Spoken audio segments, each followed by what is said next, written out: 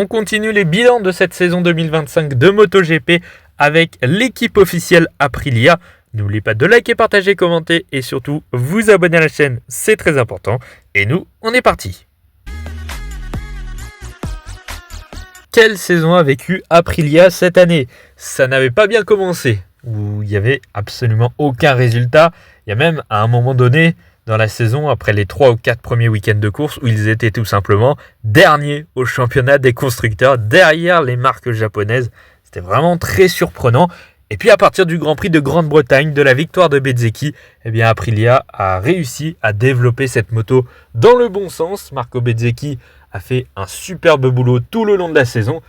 Le seul point négatif, c'est qu'il n'avait qu'un pilote cette année, puisqu'avec toutes les blessures de Martin, finalement il n'avait qu'un pilote fiable. L'autre, c'était le pilote de test qui a fait quasiment la saison entière.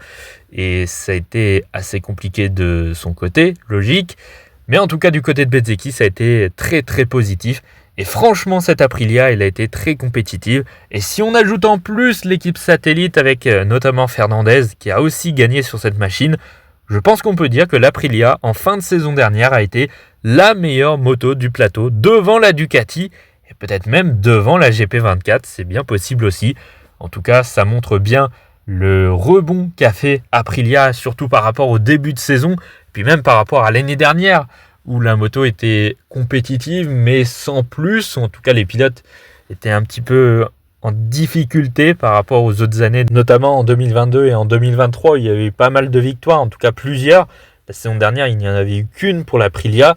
Là, cette année, il y en a quand même eu 4 pour la marque italienne. 3 du côté de l'équipe officielle, une du côté de l'équipe satellite. Non, franchement, l'Aprilia était très compétitive et ça donne de beaux espoirs pour la saison prochaine, en espérant en plus avoir 2 pilotes compétitifs cette fois-ci au lieu d'un. La saison 2025 de Marco Bezzecchi a été franchement superbe. 3e au championnat avec cette Aprilia, le meilleur résultat d'un pilote Aprilia au championnat des pilotes depuis que la marque est en MotoGP, avec pas mal de victoires, notamment en fin de saison où il a été globalement le meilleur pilote de la grille, en l'absence de Marc Marquez certes, mais quand même il a été le meilleur pilote. En plus, le développement de cette moto a été fait autour de lui, ce qui n'était pas franchement prévu au début, puisque ça devait être Jorge Martin, le pilote numéro 1, le champion du monde en titre. Et puis au final, sa blessure a servi d'un côté Marco Bezzecchi, qui est devenu le leader d'office de la marque Aprilia.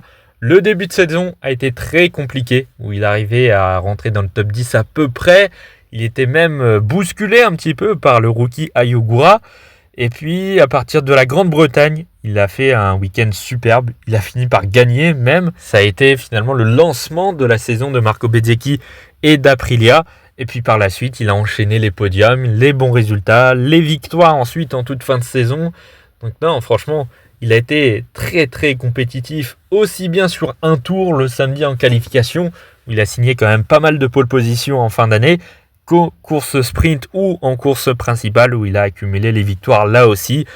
Non, franchement, ça a été très très bon, une très très belle année de la part de Marco Bezzecchi. Je me rappelle, en début de saison, beaucoup critiquaient son arrivée chez Aprilia du fait de sa saison 2024 avec la VR46 qui n'était pas bonne, où il n'avait obtenu qu'un seul podium après avoir fini 3e au championnat en 2023, après avoir montré de très belles choses l'année d'avant.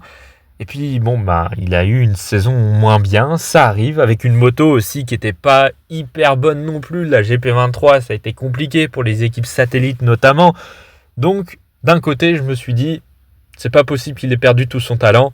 Je pensais vraiment qu'il allait faire quelque chose. Je ne m'attendais pas à ce qu'il soit aussi compétitif. Je ne m'attendais pas à ce qu'il termine dans le top 3 du championnat. Mais je voyais bien quasiment un top 5 ou quelque chose comme ça.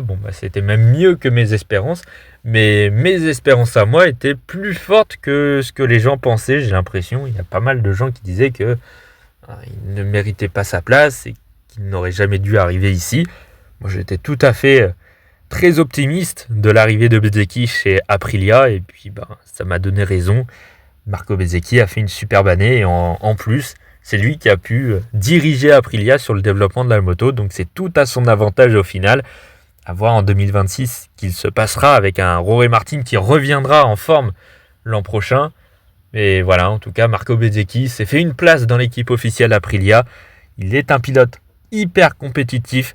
Et l'an prochain, je peux vous dire qu'il jouera au minima la place de vice-champion du monde, je pense.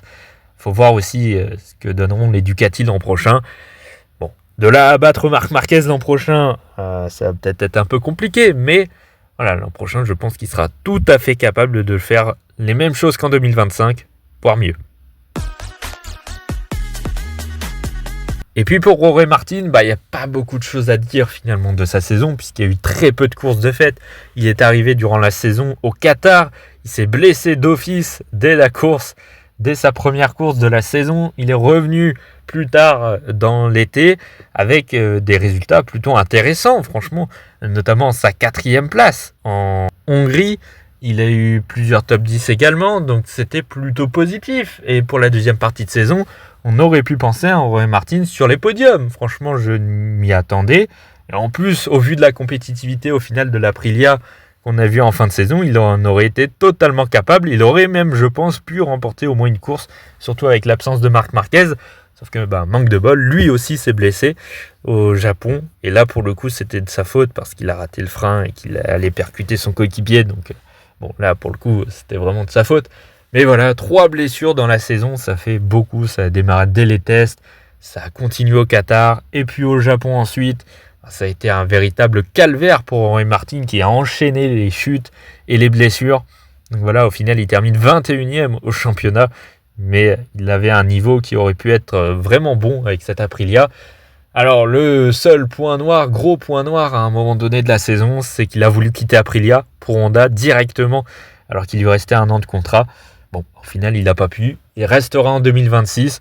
Mais ouais, bon, il aurait pu s'abstenir et attendre 2027. Bon, j'ai pas trop compris pourquoi il voulait aller chez Honda. Alors c'était un moment où Honda était à peu près aussi compétitif que l'Aprilia. Et puis au final, il y a eu la victoire de Bezzecchi. Il y a eu aussi la chute de Honda un petit peu durant la saison où les performances étaient moins bonnes. Et puis au final, ça l'a un peu refroidi en même temps.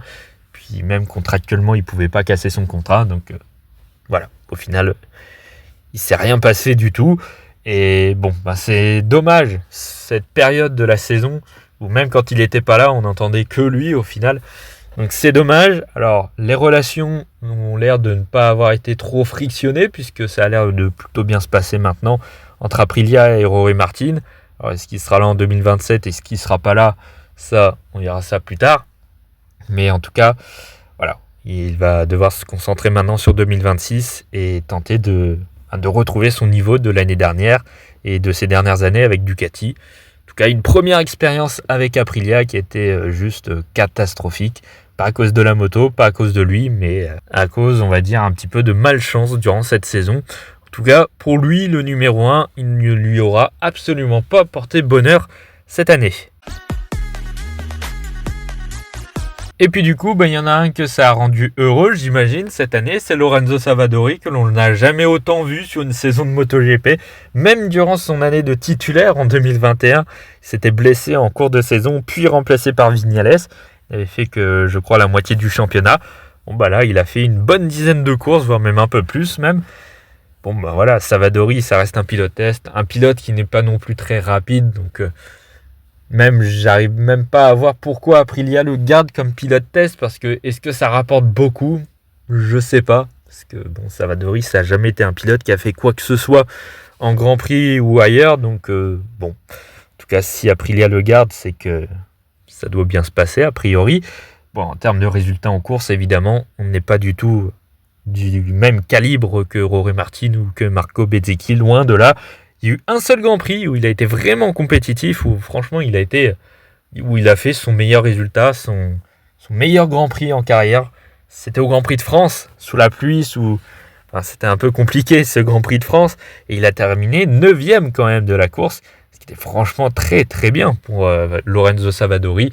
Mais bon, à part ça, il n'y a rien à retenir de sa saison, tout simplement. Il était là surtout pour tester en plus la moto durant ses apparitions en Grand Prix, mais... bon, voilà, de toute façon, il n'était pas très compétitif. Voilà, en tout cas, c'est la fin de cette vidéo. Merci d'avoir écouté jusque-là. N'oubliez pas de liker, partager, commenter et surtout vous abonner à la chaîne, c'est très important. Et nous, on se retrouve dès demain pour le bilan de l'équipe Trackhouse. À demain.